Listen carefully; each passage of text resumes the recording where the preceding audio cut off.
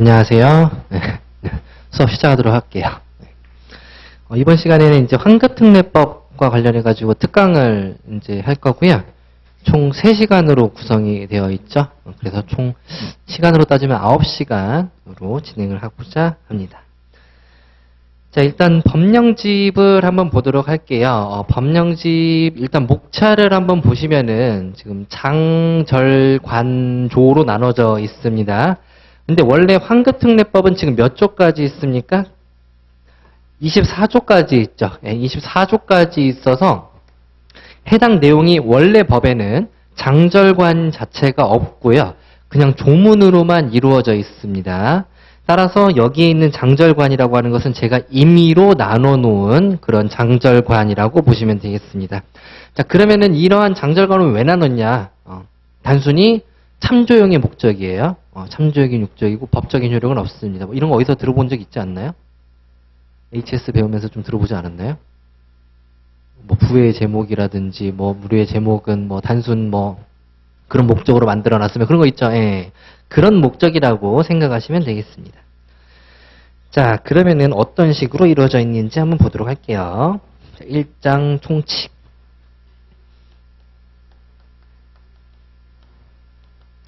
자, 그 다음에 2장 뭐라고 되어 있어요? 환급의 요건이라고 되어 있죠. 환급의 요건. 자, 그 다음에 3장 보니까 신청 지급이죠. 신청 및 지급. 자, 그 다음 4장 보니까 벌칙 등이라고 되어 있습니다. 자, 그러면 여기서 이제 우리는 보통 메인 규정이 어디에 있다라고 알 수 있겠습니까? 2장하고 3장에 있다라고 생각을 하시면 되겠죠. 2장하고 3장이 메인 규정이다. 자, 그리고 벌칙 등 같은 경우에는 벌칙하고 조사 처분 이런 것들만 나와 있기 때문에 벌칙은 일단 지우고 생각하시는 게 편하겠습니다. 그래서 총 3개의 장으로 이루어져 있다라고 보시면 돼요. 일단 제목이 뭐라고 되어 있냐면은 수출용 원재료에 대한 관세 등 환급에 관한 특례법입니다.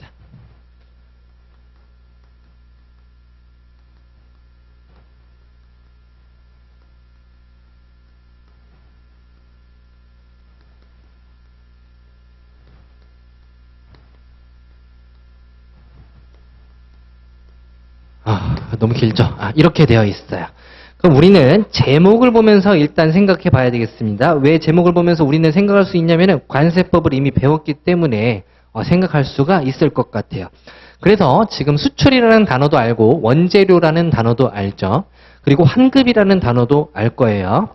자, 그러면 일단은 수출이라고 했을 때는 수출 그러니까 밖으로 나가는 거죠. 수출용 원재료래요.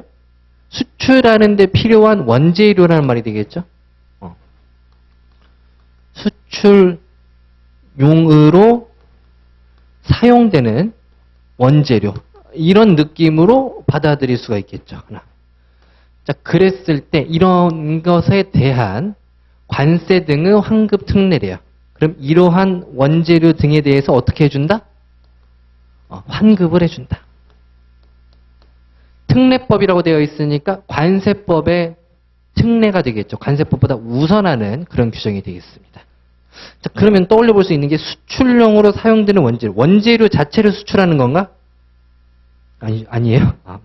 그렇게 생각해 볼 수도 있는데, 아닙니다. 그죠? 아니에요. 수출용으로, 원재료를 수출한다는 의미가 아니에요. 그러면은 수출용으로 사용된 원재료라고 하는 것은 이 원재료는 제품을 만들기 위해서 어떤 반제품을 만들기 위한 재료가 되겠죠. 그래서 제품 자체가, 수출이 나가는데 이 제품을 만들기 위해서 소요되는 원자재가 있더라. 그러면 이 원자재가 수출용 원자재가 되겠죠. 수출용 원재료.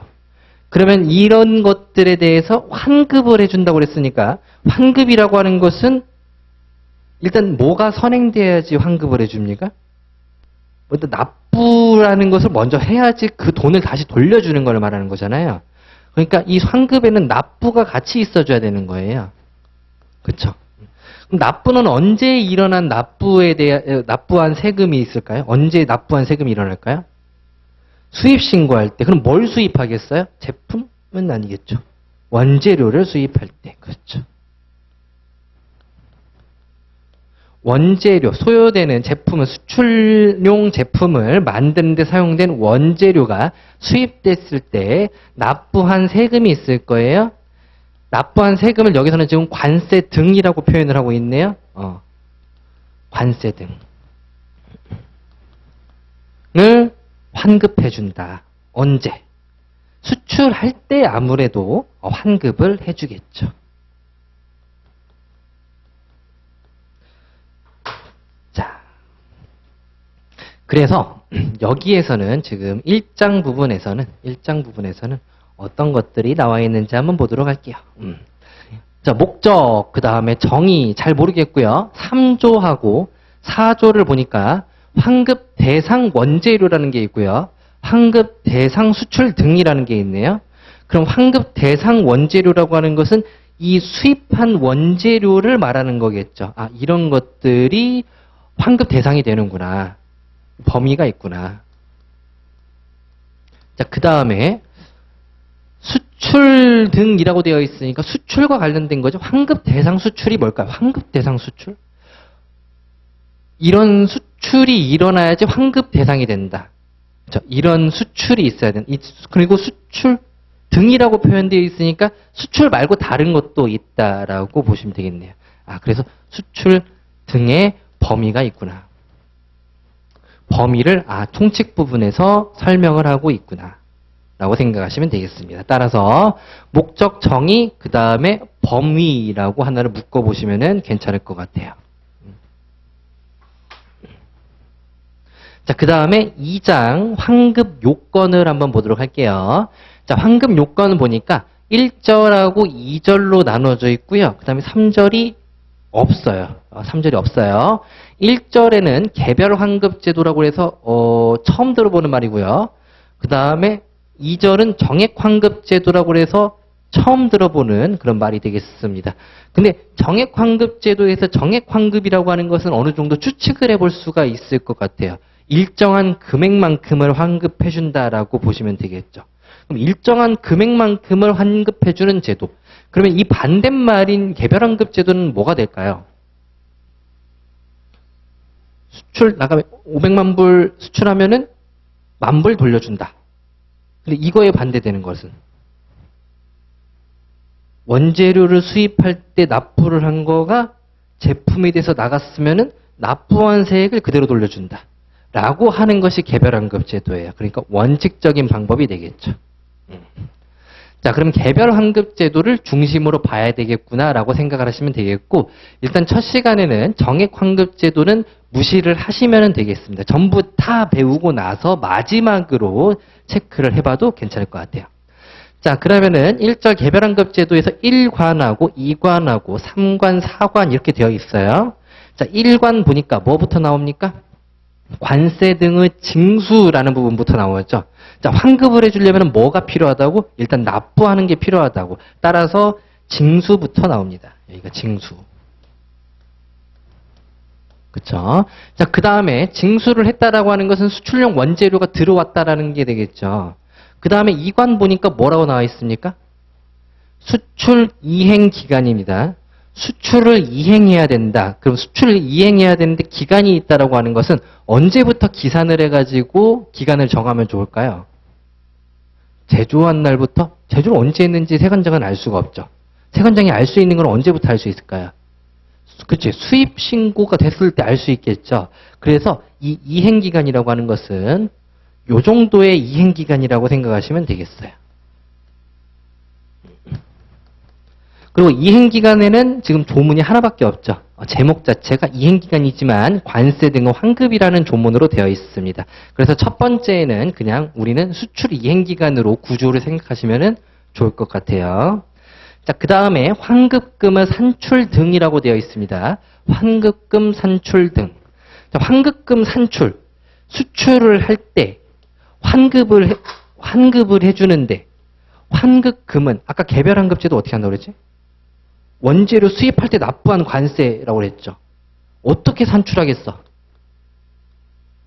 원재료가 수입될 때 원재료가 100개 들어왔어요. 100개 들어와서 제품을 만들어서 수출을 10개를 나갔어요. 근데 1대1 비율이라고 생각을 해봅시다. 그러면 환급금은 납부한 관세 곱하기 10이 되겠죠. 그렇죠? 그래서 그런 것들을 뭐라고 표현하고 있느냐? 소요량이라고 표현을 하고 있습니다. 수출용 원재료가 얼마만큼 수출 물품에 소요가 되었느냐라고 해서 소요량이라는 표현을 쓰고 있어요. 그러면은 요건이 세 가지가 다 충족이 됐죠? 두 가지가 충족이 됐죠. 징수도 있었고요. 그 다음에 수출 이행 기간 내에 수출을 해야 된다. 그렇게 두 가지가 충족이 됐으면 그것들을 계산을 해야 된다. 그래서 환급금을 산출한다. 자, 그 다음 밑에 있는 재증명 제도라는 것이 있는데, 재증명 제도는 보지 않으셔도 되겠습니다. 마찬가지로 보충적인 내용이다라고 보시면 되겠어요. 따라서 2장에서 보실 거는 어디까지? 환급금 산출까지 보시면 되겠어요. 자, 그러면 요건이 모두 다 충족이 됐고 환급금도 나왔습니다. 그러면 어떻게 환급을 받으면 되겠죠? 그래서 3장 보시면은 환급 신청 및 지급 등이라고 되어 있어요. 구체적인 절차가 나와 있더라. 자, 1절 보도록 할게요. 신청 및 지급이래요. 자, 14조 신청하면 된다. 누구한테 언제까지 누가 신청하면 되겠다. 이런 내용들이 나오겠죠. 그리고 환급금을 지급하는 규정. 그러면 신청을 받은 세관장이 지급을 하겠죠. 그렇죠. 세관장이 지급을 어떻게 하면 되겠더라.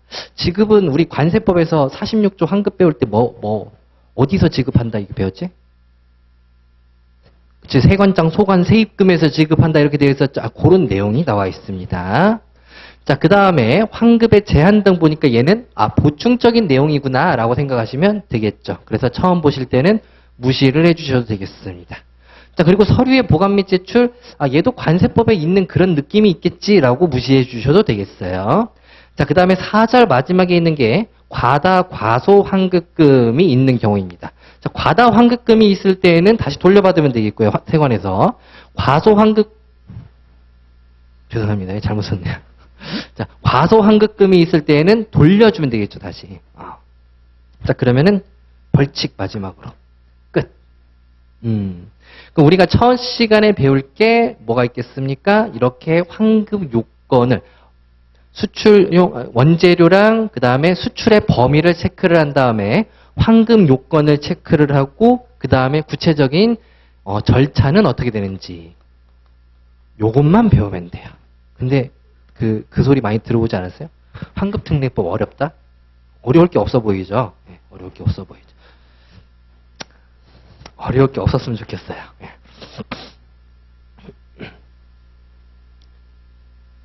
자, 그럼 이 중에서 첫 번째 총칙부터 한번 보도록 하겠습니다.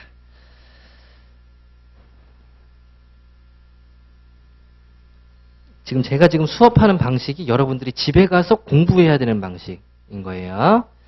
자, 목적 보도록 할게요. 이 법은 수출용 원재료에 대한 관세, 임시수입 부가세는 존재하지 않습니다. 하지만 쓸 때는 써야 돼요. 개별 소비세, 주세, 교통, 에너지, 환경세, 농어촌 특별세 및 교육세의 환급을 적정하게 함으로써 뭐가 빠졌지? 관세. 지금 임시수입 부가세는 추가가 된 거고요. 개주 교농교였죠? 개주 교농교. 지금 관세법에서 내국세 등의 부가징수 이제 떠올려 보고 있는데 그 중에서 지방세는 다 빠졌어요. 그죠? 지방세가 다 빠져 있다.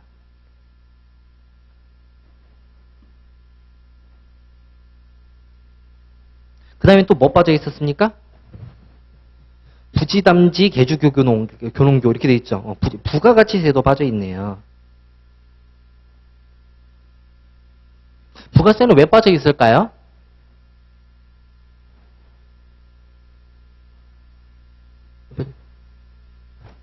수출할 때는 부가세를 징수를 하지 않습니다. 영세율이 적용이 되죠. 그리고 수출용 원재료를 수입할 때 납부한 부가세는 상계 처리가 공제 처리가 되죠. 그죠? 그래서 환급을 해주기도 하고 매입세액을 공제를 해주기도 하고 그죠? 따라서 지방세랑 부가세는 없더라.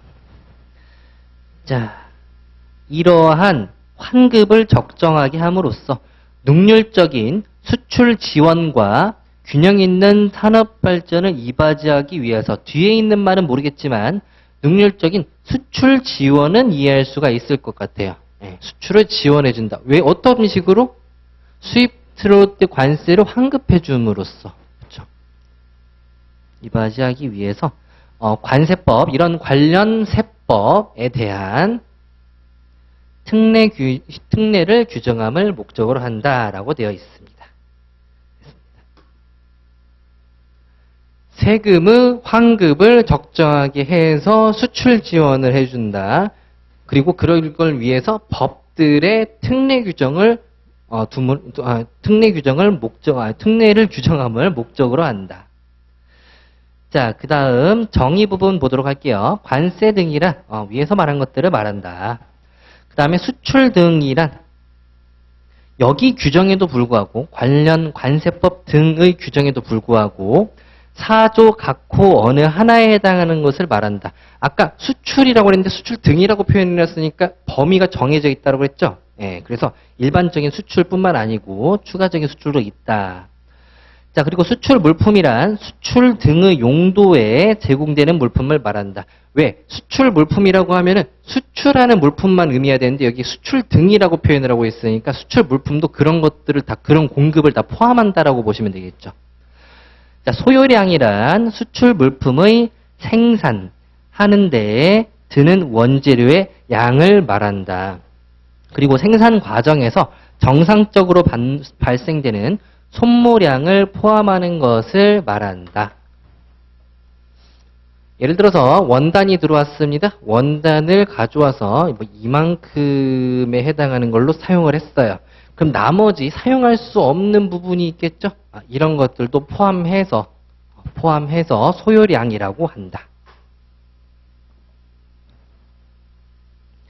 자, 그 다음 환급이랑 수출용 원재료를 수입할 때 납부하였거나 납부할 관세 등을 수입 시 납부한 관세 등을 관세법 등의 규정에도 불구하고 이 법에 따라 수출자나 물품을 생산자에게 되돌려주는 것을 말한다. 여기에서 환급 신청을 할 수 있는 사람이 이렇게 둘이 있겠구나라고 생각할 수가 있겠죠. 수출자만 환급 신청을 할 수 있는 게 아니고 생산자도 환급 신청을 할 수 있겠구나라고 추측해 볼 수 있겠습니다.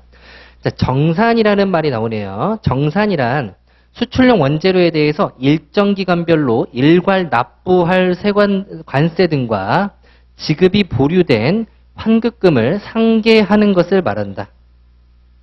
여기서 포인트가 뭡니까? 일괄 납부라고 되어 있네요. 그러니까 어떤 수출용 원재료가 들어올 때 건건히 납부를 해야 되는데 월별 납부처럼 한 번에 납부하게 할 수 있대요. 이런 관세 등이 있고 그 다음에 건건히 납부를 안 하다 보니까 환급금도 점점 쌓이겠죠. 쌓이면은 그런 것들을 보류한다라고 표현을 한가 봐요. 그럼 이 보류된 거랑 일괄 납부하는 그 금액이랑 상계하는 것을 말한대요. 됐습니다. 한 번만 읽어보시면 되겠고요. 일단은 이 정의에 포커스를 두지 않으셔도 되겠습니다.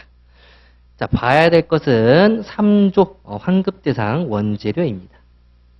원재료의 범위. 자, 관세 등을 환급받을 수 있는 원재료는 다음 어느 하나에 해당하는 것으로 한다. 즉 여기에 들어가는 원재료 중에서 일부는 환급 대상 원재료라고 하고 그리고 그런 것들을 수출용 원재료라고 표현하는구나. 그리고 그 범위에 해당하지 않는 원재료가 있으면 그런 것들은 수출용 원재료는 아니구나 라고 생각하시면 되겠습니다. 자, 첫 번째 1호 보니까 수출 물품을 생산한 경우래요. 2호에서는 수입한 상태 그대로 수출한 경우래요. 두 가지가 있겠습니다. 자, 수출 물품을 생산하는 경우 다음에 해당하는 것으로서 소요량을 객관적으로 계산할 수 있어야 된대요.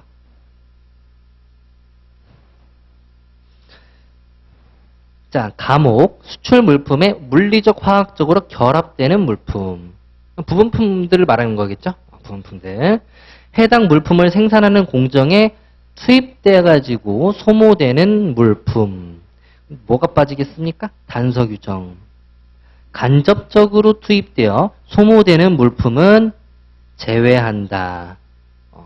그러니까 기계에다가 투입을 해가지고 원재료를 같이 투입이 된 거죠. 그래서 예를 들어서 A라는 원재료는 사라져 버려요. 소모돼 버리는 거죠. 그랬을 때 그런 원재료는 괜찮다. 수출용 원재료로 들어간다. 근데 그렇게 직접적으로 투입되는 것이 아니고 간접적으로 어떤 거에 기계에 들어가는 윤활유라든지 생산 물품 쪽에 들어가는 게 아니고 기계에 들어가는 거라든지 뭐 이런 것들은 간접적으로 투입되는 것이라고 하는데 이런 것들은 제외한다. 어디서 많이 본 내용이에요? 수출 물품의 포장용품. 보세 공장 원재료의 범위에 들어가는 것들이랑 똑같다라고 보시면 되겠습니다. 자, 그리고 2호 보니까 원재료가 뭐래요? 수입한 상태 그대로 수출하면 해당 수출 물품이 원재료가 된대요. 이 말은 뭐냐? 내가 펜을 외국에서 수입했어요. 그러면서 펜에 대해서 관세를 납부했죠. 이거를 그대로 다른 외국으로 수출을 나갔어요. 그러면은 이 수출 나간 물품은 수출 물품이자 뭐예요? 수출용 원재료이기도 하는 거예요. 그래서 1대1로 소요가 되는 거죠. 이거를 원상태 수출이라고 합니다. 원상태 환급.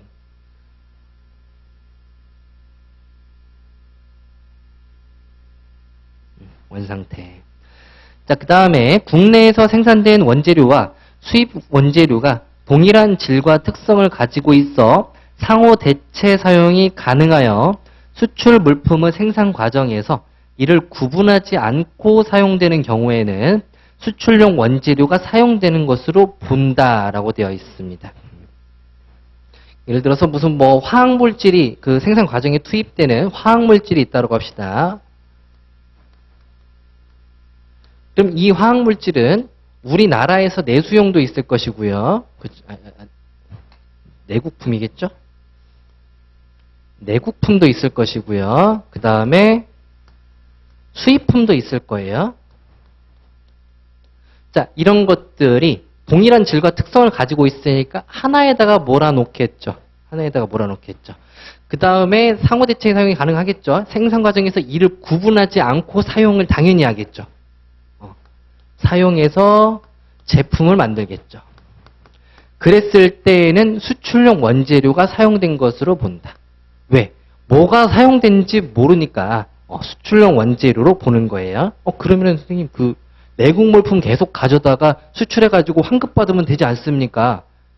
그렇죠. 근데 그 납부세액은 어떻게 증빙할 건데요? 수입한 실적이 있어야지 그걸로 환급을 받을 거 아니야. 그러니까 그럴 리가 없습니다.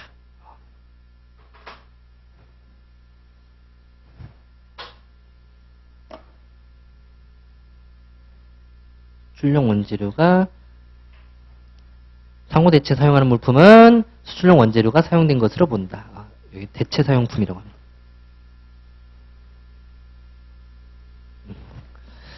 자, 됐습니다. 그 다음 4조 환급 대상 수출 등이라고 되어 있네요. 수출용 원재료에 대한 관세 등을 환급받을 수 있는 수출 등은 자, 요건 중에서 수출이 일어나야지 환급을 받을 수 있다라고 했었죠. 그러한 수출은 다음에 해당하는 것으로 한다라고 되어 있어요. 그러니까 원칙적인 수출도 있어야겠죠. 원칙적인 수출. 관세법에 따라 수출 신고가 수리된 수출.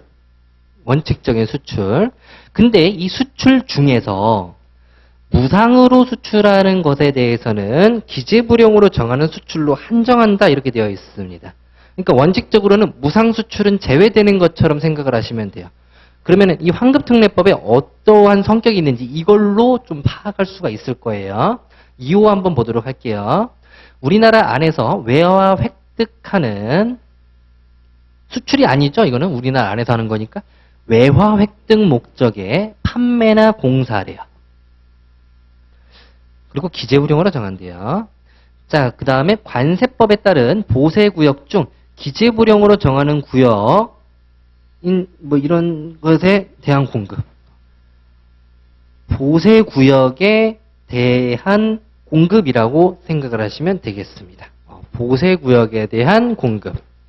아니면은 자유무역 지역 입주기업체에 대한 공급. 그러니까 일단 우리가 편한 게 뭐가 있어요? 보세구역이 있죠? 네, 보세구역만 생각을 해두시면 되겠습니다. 그 밖에 수출로 인정되는 것. 이렇게 네 가지가 있는데 이 환급특례법에서 환급을 해주는, 이 특례법에 따라서 환급을 해주는 목적 자체가 외화 획득을 했기 때문이라고 생각을 하시면 돼요. 수출하거나 외화 획득을 해서.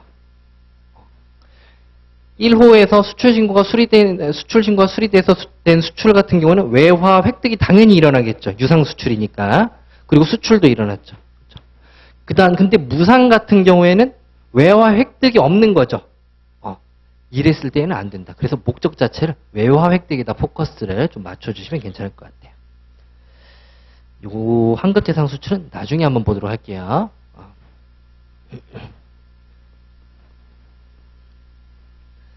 자, 그 다음 5조 수출용 원재료에 대한 관세 등의 징수입니다. 근데 여기서 2장 환급의 요건, 여기서부터는 요건에 해당을 한다.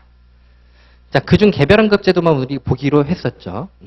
자, 5조 수출용 원재료에 대해서 관세 등은 세관장은 수입하는 수출용 원재료에 대해서는 관세법 등의 규정에도 불구하고 수입하는 때에 관세 등을 징수한다라고 되어 있습니다. 이 말은 그냥 수입신고 시 관세를 징수한다. 뭐 유예기간을 주지 않는다. 이렇게 생각을 하시면 괜찮을 것 같아요.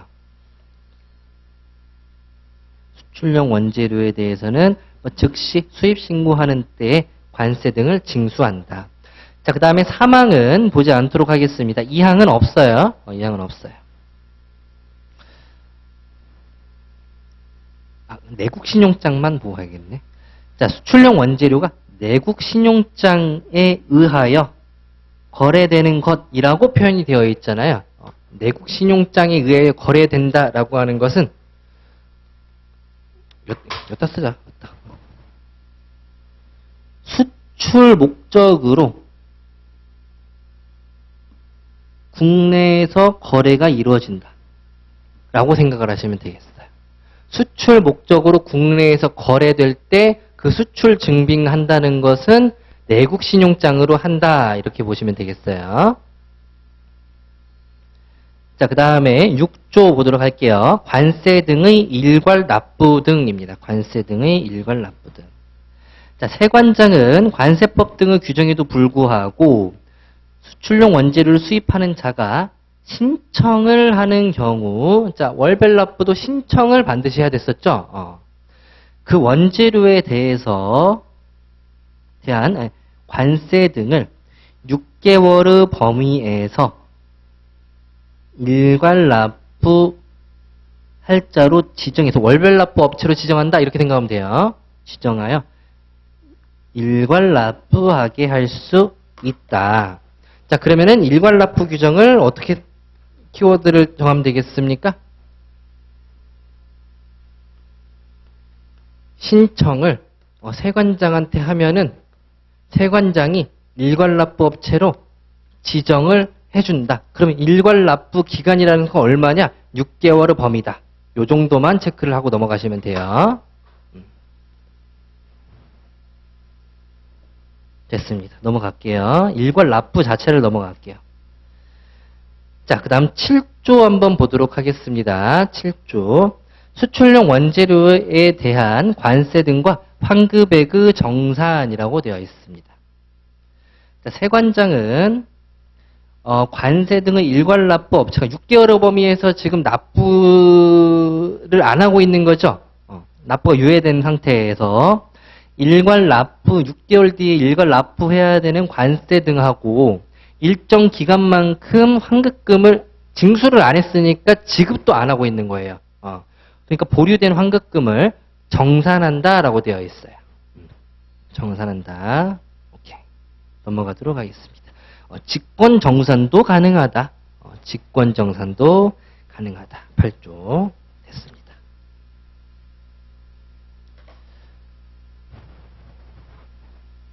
일장에서는 중요한 부분이 범위였고요.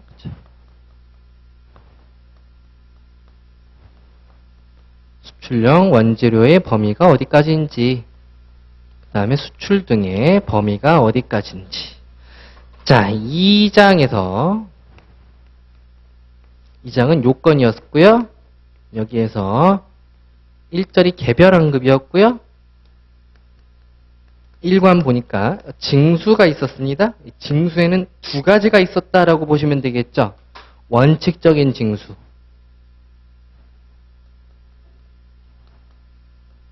그리고 일괄납부가 있었죠. 징수를 한 번에 하는 일괄납부. 그리고 일괄납부를 했으면은 이거를 보류된 환급금과 정산을 하는 게 있더라. 정산은 그냥 정산하는 게 있고, 원칙적인 정산하는 게 있고, 직권으로 정산하는 게 있더라. 라고 생각해 볼 수 있겠습니다. 자, 그 다음 2관 수출 이행기간입니다. 그러면서 구조의 제목은 관세 등의 환급이라고 되어 있네요. 관세 등의 환급이 너무 안 와닿아요. 그렇죠? 안 와닿아. 자, 1항 보도록 할게요. 세관장은 물품이 수출 등에 제공된 경우에는 관세 등을 환급한다라고 되어 있습니다. 그렇죠?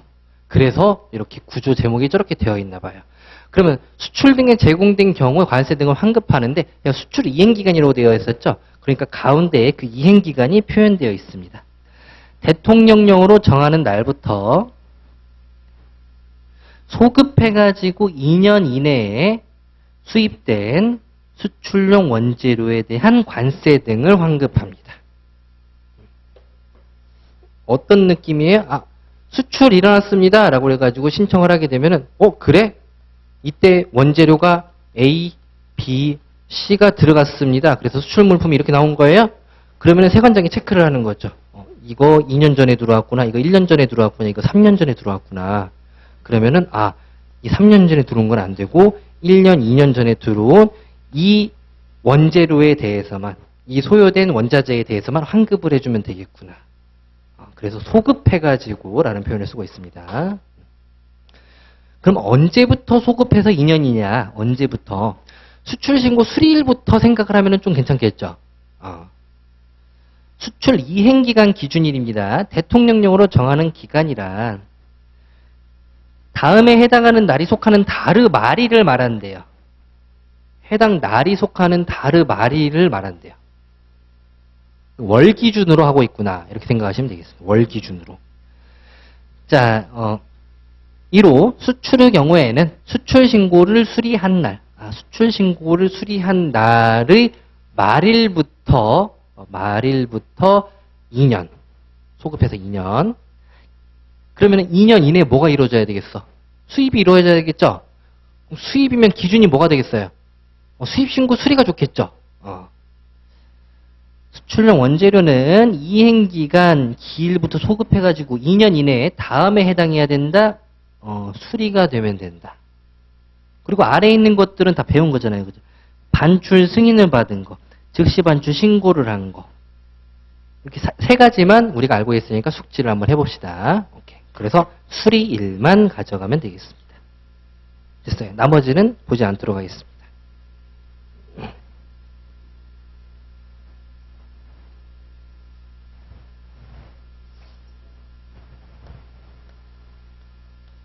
수출 이행기간.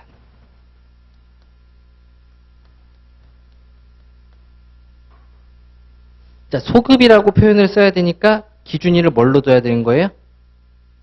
수출신고 수리를 둬야 되겠죠. 수리 속하는 달의 말일. 수출 수리일의 말일부터, 속하는 달의 말일부터 소급해가지고 언제까지? 수입 수리일. 이 기간이 몇 년? 2년 이내여야 된다. 끝입니다.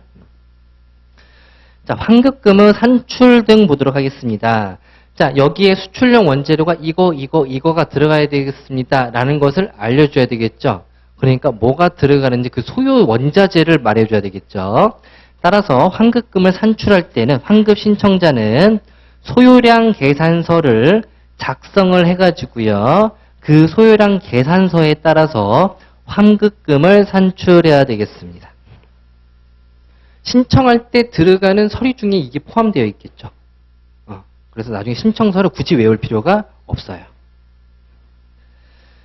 자, 관세청장은 1항에도 불구하고 소요량 계산 업무의 간소화 등을 위해서 필요하다고 인정하는 경우에는 수출 물품별 평균 소요량 등을 기준으로 한 표준 소요량을 정하여 고시하고 이를 선택적으로 적용하게 할 수 있다.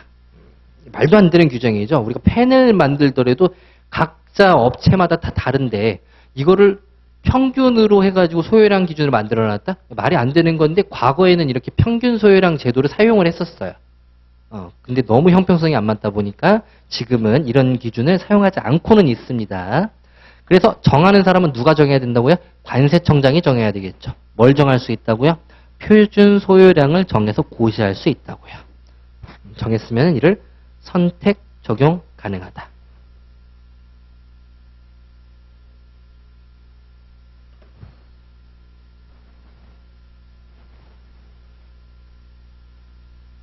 기간만 선언하겠습니다. 자, 그 다음 3관 보도록 할게요. 헷갈리니까.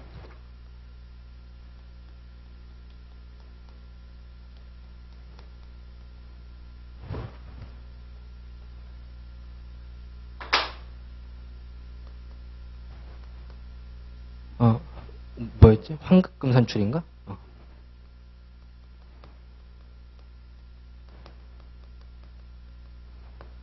환급금 산출은 첫 번째 소요량을 계산서를 작성하고 이에 따라서 계산해야 된다. 그쵸? 그 다음에 플러스 표준 소요량 제도가 있더라. 얘는 선택적으로 적용 가능하다. 그쵸? 자, 그 다음에 두 번째 어떤 거가 있는지 봅시다. 자, 10조의 2, 소요량 사전심사의 신청 등이래요. 소요량을 제가 계산을 했는데 우리는 이렇게 생각을 하는데, 관세청장님 맞습니까? 물어볼 수 있을 것 같죠? 그죠? 근데 소요량 계산하는 것의 사전심사 제도는 세관장한테 심사한다는 게 좀 특징이에요. 소요량 이렇게 하는 거 맞습니까? 세관장한테 물어볼 수 있어요. 그래서 두 번째가 사전심사다. 사전심사는 세관장한테 한다. 요 정도만 가져가시면 되겠습니다.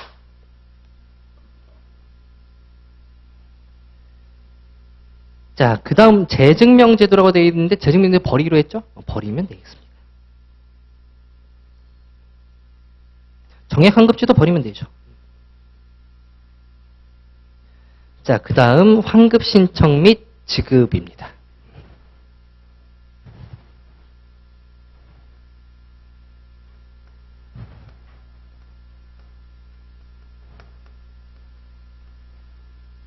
전체라고 할게요. 자.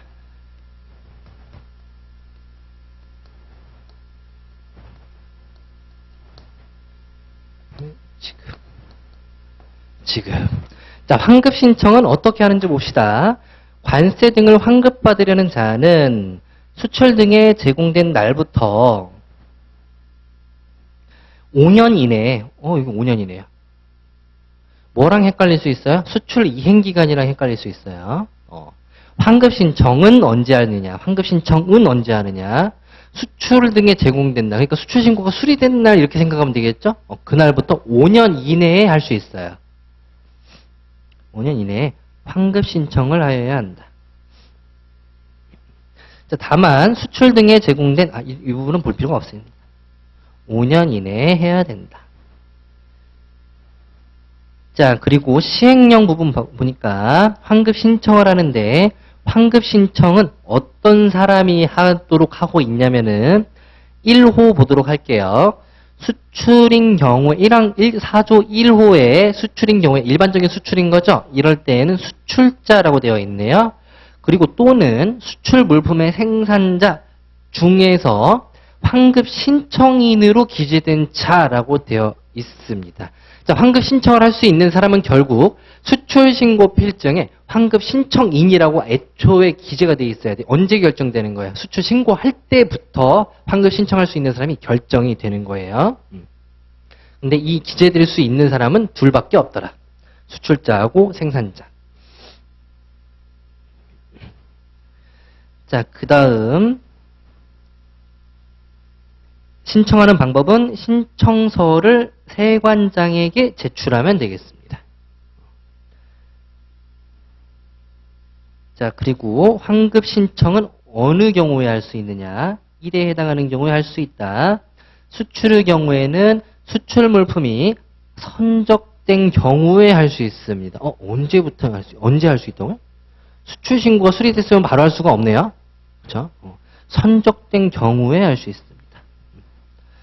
자, 그 다음 5항 보도록 할게요. 환급받고자 할 때에는 수출신고 수리일, 이런 공급한 경우는 공급을 완료한 날부터 5년 이내에 신청해야 된대요. 수출신고 수리일부터 5년 이내에 신청을 해야 된대요. 그러면은 실질적으로 환급을 신청할 수 있는 기간은 5년이 좀 안 될 수도 있겠네요. 그렇죠? 선적한 날부터 할 수 있다며. 그렇죠? 근데 기간 5년 계산하는 건 수리일부터 한다며. 수리가 돼야지 선적을 할 거 아니에요. 그죠? 됐습니다. 자. 됐어요. 그 다음, 심사를 봐야 되겠죠. 심사를. 자, 환급금을 심사하는 것은 사후심사가 원칙입니다. 사후심사가 원칙이에요. 근데 환급 전 사전심사도 가능합니다. 관세법에 봤던 내용이랑 똑같죠. 자, 신청했으면은 심사하고 그 다음 뭐가 일어나야 되겠습니까? 지급이 일어나야 되겠죠. 지급이. 자, 16조 환급금은 지급입니다. 자, 이 법에 따른 관세 등의 환급금은 지급하면 되지. 근데 어디서? 세관장의 소관세 입금에서 지급을 한다라고 되어 있어요. 이 경우 지급 절차는 대통령령으로 정한다라고 되어 있는데 그냥 관세법 떠올려 보시면 돼요. 근데 다르게 생겼어요. 다르게 생겼는데 일단 관세법 떠올려 보시면 되겠고. 자, 2항 보면은 좀 특이한 게 있습니다. 1항에 따른 세관장의 소관 세입금 계정에 부족이 있을 경우에는 세입금 간의 조정을 할 수도 있대요. 이런 현상이 왜 벌어질 수 있을까요? 물건이 수입 들어올 때는 저기 입항지 세관한테 관세를 납부하겠죠. 그렇죠. 그 다음에 환급을 받을 때는 관할지 세관장한테 환급 신청을 해요. 아니면 따로 지정을 할 수도 있고요. 그러면 내 돈을 가져간 사람하고 나한테 내주는 사람하고 완전 다르게 되겠죠. 이러면 조정이 필요할 수 있겠죠. 그래서 조정, 특이하다. 지급을 다른 데서 하기 때문에 조정이 필요할 수 있다. 자, 3항 보도록 할게요. 세관장은 일괄납부 업체가 환급 신청을 해서 결정된 환급금은 뭐야? 환급 신청을 아예 안 하는 건 아니죠. 신청을 해가지고 결정까지는 하는 거죠. 뭐만 안 하고 있는 거예요? 이행만 안 하고 있는 거죠. 이행만. 환급금은 그 결정일이 속하는 일괄 납부 기간별로 정산하는 날까지 지급을 보류한다라고 되어 있습니다. 자, 느낌이 어떤 느낌이냐면은 들어올 때 관세를 납부를 했어요. 그럼 납부하고 여기가 6개월째라고 해봅시다. 6개월째. 그러면은 신고납부 방식에 의해서 납부를 하고 들어와서 얘를 소요를 하겠죠? 얘로 해서 생산을 하겠죠? 생산을 해서 수출이 일어나면서 환급 신청도 같이 할 거예요. 이때는 환급금은 지급을 보려는 거죠. 전부 다 결국은 이행. 이행하는 것만 유보를 해주고 있다가 최종적으로 이행 안 된 환급금이랑 이행 안 된 납부세액이랑 이때 정산을 한다 이렇게 생각하시면 되겠죠.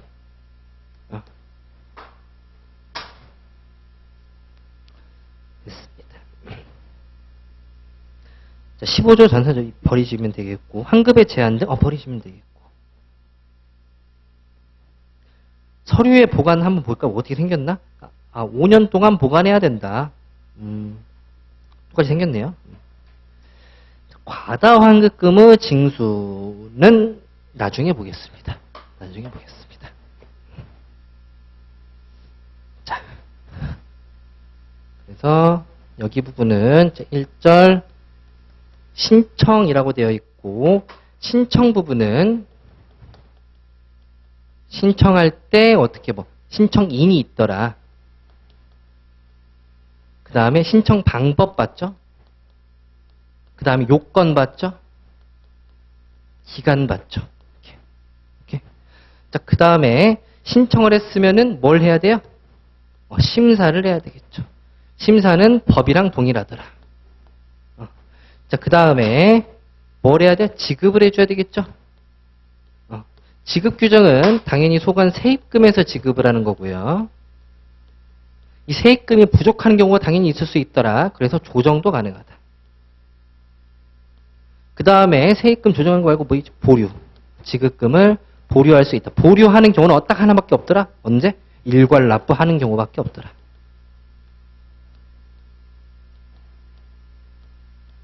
보류를 언제까지 하겠습니까? 일괄 납부 기간까지 보류를 하는 것이죠. 됐습니다. 이렇게가 전체적인 맥락이에요. 다음 시간에는 그림을 한번 그려보도록 할 거예요. 지우지 말라고 해주세요, 혹시 오면은.